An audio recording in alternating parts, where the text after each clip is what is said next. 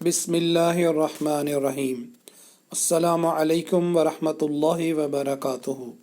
اللہم صلی علی محمد وعلی آل محمد۔ سیرت النبی صلی اللہ علیہ وآلہ وسلم، درس نمبر 64۔ روزانہ کی بنیاد پہ درس سیرت النبی حاصل کرنے کے لیے ہمارے چینل کو سبسکرائب کر لیجئے۔ ظلم و ستم کا بیان، مکمل بائیکاٹ۔ کفار قریش دیکھ رہے تھے کہ ان کی مزاحمت کے باوجود اسلام پھیلتا ہی جاتا ہے۔ حضرت حمزہ رضی اللہ عنہ اور حضرت عمر رضی اللہ عنہ جیسے لوگ ایمان لا چکے ہیں۔ نجاشی نے مسلمانوں کو پناہ دی اور وہاں سے ان کے سفراء بے نیل و مرام واپس آئے۔ اس سے قریش کا رویہ دن بدن سخت سے سخت تر ہوتا جاتا تھا۔ معاندانہ سرگرمیاں اور سازشیں تیز سے تیز تر ہوتی جا رہی تھیں۔ اس سے بنی ہاشم نبی کریم صلی اللہ علیہ وآلہ وسلم کا خاندان کے سردار کس طرح اپنی آنکھیں بند کر سکتے تھے؟ انہوں نے بنی ہاشم اور بنی مطلب کو جمع کیا۔ عصبیت قبیلہ کی بنا پر سب ایک ہو گئے بجز ابو لہب کے۔ یہ کوئی دینی مسئلہ نہیں بلکہ قبیلے کی حمایت کا سوال تھا۔ سرداران قریش نے حضرت ابو طالب کے پاس جا کر یہ دھمکی دی کہ آپ اپنے بھتیجے کو ایسی باتوں سے روکیں یا ہم سے برسر پیکار ہو جائیں، یہاں تک کہ ایک فریق فنا ہو جائے۔ اس کے بعد حضرت ابو طالب نے حضور صلی اللہ علیہ وآلہ وسلم کو بلا کر کہا کہ اے بھتیجے، آپ مجھ پر اور اپنی ذات پر رحم کھائیے اور ناقابل برداشت بوجھ مجھ پر نہ ڈالیے۔ یہ سن کر حضور صلی اللہ علیہ وآلہ وسلم نے فرمایا، اے چچا جان، واللہ اگر وہ میرے دائیں ہاتھ پر آفتاب اور بائیں ہاتھ پر مہتاب بھی رکھ دیں تو میں اپنی دعوت سے باز نہ آؤں گا۔ جب حضرت ابو طالب نے یہ متحدہ محاذ دیکھا تو انہوں نے یہ طے کیا کہ حضرت صلی اللہ علیہ وآلہ وسلم کی حفاظت و حمایت کی بات بنو ہاشم کے سامنے رکھیں اور ان کو بھی اس کی دعوت دیں، اور حضرت صلی اللہ علیہ وآلہ وسلم کی حفاظت و حمایت کا عہد ان سے لیں۔ حضرت ابو طالب کی دعوت پر بجز دشمن اسلام ابو لہب کے بنو ہاشم کا ایک ایک فرد جمع ہو گیا۔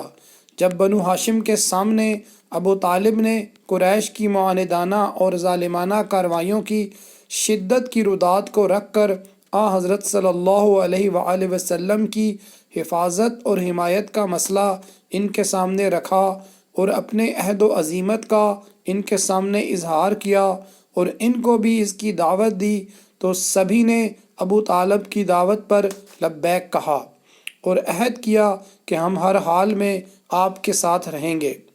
حضرت ابو طالب اپنے نوجوانوں کے اس فیصلے سے بہت مسرور ہوئے اور انتہائی مسرت میں پرجوش الفاظ میں خاندانی مفاخرت اور ہاشمی شجاعت اور ہمیشہ ظلم کی مدافعت میں سینہ سپر رہنے کی روایات پر اشعار کہے اور قصائد لکھ کر بنو ہاشم کو ان کی عظمت کا احساس دلایا۔ یہ اشعار کعبہ میں بلند آواز میں پڑھے گئے۔ اس پرزور قصیدے نے قبائلی وقار کی خاطر منتشر قوتوں کو یکجا کر دیا اور حضرت ابو طالب کی کوششوں سے بنی ہاشم، بنی مطلب اور بنی عبد مناف کی عصبیت جاگ اٹھی اور تینوں گھرانے حضرت صلی اللہ علیہ وآلہ وسلم کی حفاظت کے لیے متحد ہو گئے۔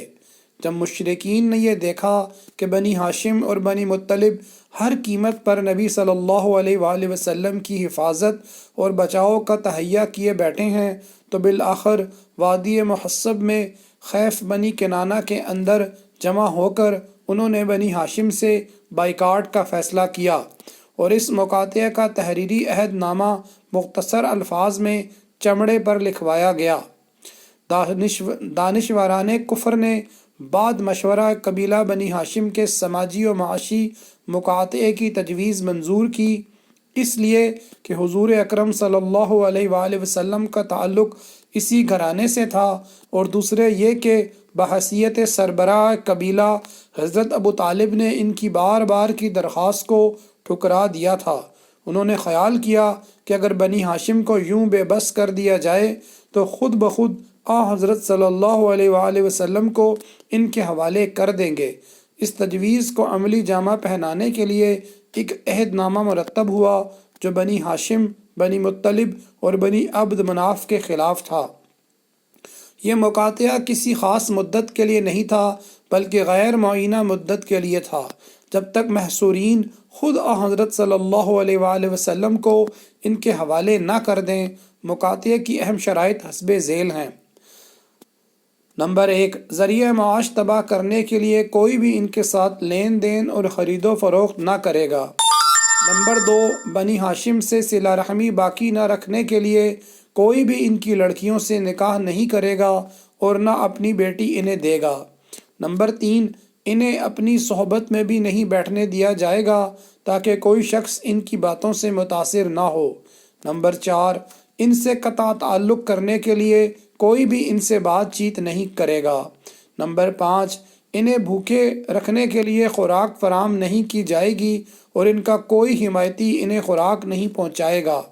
نمبر 6، سب لوگوں سے روابط ختم کرنے کے لیے انہیں بازاروں میں گھومنے پھرنے نہیں دیا جائے گا۔ مشرکین نے اس بائیکاٹ کی دستاویز کے طور پر ایک صحیفہ لکھا جس میں اس بات کا عہد و پیمان کیا گیا تھا کہ وہ بنی ہاشم کی طرف سے کبھی بھی کسی صلح کی پیشکش قبول نہ کریں گے، نہ ان کے ساتھ کسی طرح کی مروت برتیں گے جب تک کہ وہ رسول اللہ صلی اللہ علیہ وآلہ وسلم کو قتل کرنے کے لیے مشرکین کے حوالے نہ کر دیں۔ بہرحال یہ عہد و پیمان طے پا گیا اور صحیفہ خانہ کعبہ کے اندر لٹکا دیا گیا۔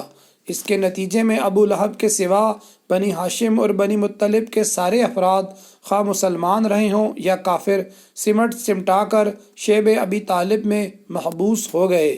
یہ نبی صلی اللہ علیہ وآلہ وسلم کی بعثت کے 7ویں سال محرم کی چاند رات کا واقعہ ہے۔ جزاک اللہ خیرہ۔ السلام علیکم ورحمۃ اللہ وبرکاتہ۔